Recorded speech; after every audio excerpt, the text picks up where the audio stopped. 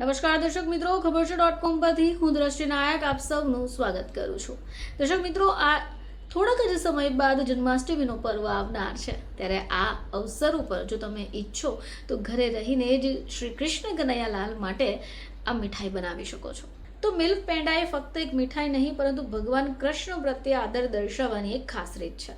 હવે આ બનાવવા માટે તમારે વધારે મહેનત કરવાની પણ નથી જરૂર પડતી કે ન તો કોઈ વધારે વસ્તુની જરૂર પડે છે. તો આજે આપણે જાણીશું કે કેવી રીતે પળવારમાં તમે આ મીઠાઈ તૈયાર કરી શકો. તો જન્માષ્ટમી પર શ્રી કૃષ્ણને ખુશ કરવા માટે ભક્તો ખાસ આયોજન કરે છે. પારણું હોય કે પછી અનેક પ્રકારના ભોગ, દરેક વ્યક્તિ ઈચ્છે છે કે બાળ ગોપાળ માટે કંઈક ખાસ કરાય. તો આજે આપણે બસ આવી જ સ્વાદિષ્ટ રેસીપીને જાણીશું. તો ચાલો જાણીએ કે મિલ્ક પેંડા કઈ રીતે બનાવાય. તો મિલ્ક પેંડા બનાવવા માટે તમને જોઈશે ગાયનું દૂધ 1 લીટર, 1 કપ ખાંડ, અથવા તમે ઈચ્છો તો સ્વાદ મુજબ વધારે ઓછું કરી શકો, ઘી 2 ચમચી, માવો 1 કપ, એલચી પાવડર, સૂકા ફળ સજાવટ માટે અને ચાંદીનો વર્ક. જો ઈચ્છો થોડું કેસર પણ એડ કરી શકો.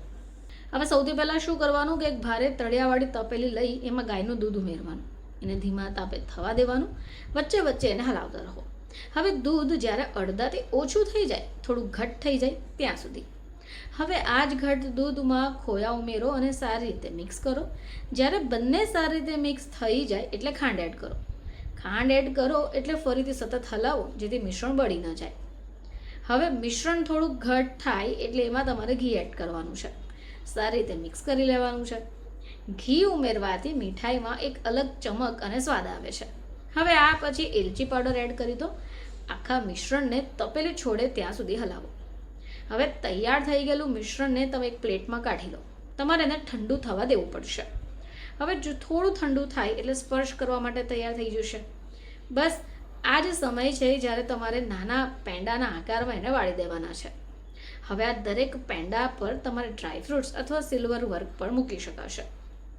તો આ તો વાત થઈ ગઈ કે આપણે કઈ રીતે લાડુ બનાવી શકીએ. હવે વાત કરીએ કે ભોગ કેવી રીતે ચઢાવવો. તો દૂધના પેંડા સંપૂર્ણપણે ઠંડા થઈ જાય પછી એને ભોગ માટે રાખો. તુલસીના પાન સાથે ભગવાન કૃષ્ણને અર્પણ કરો અને પછી પ્રસાદમાં સૌ કોઈને વહેંચી દો. એવું માનવામાં આવે છે કે આ દિવસે પ્રેમ અને ભક્તિથી ચઢાવવામાં આવેલો ભોગ બાળ ગોપાળજી ખૂબ ઝડપથી સ્વીકાર કરે છે. ફરીથી તમારી સમક્ષ હાજર થઈશું. ત્યાં સુધી જોતા રહેજો ખબર છે .com.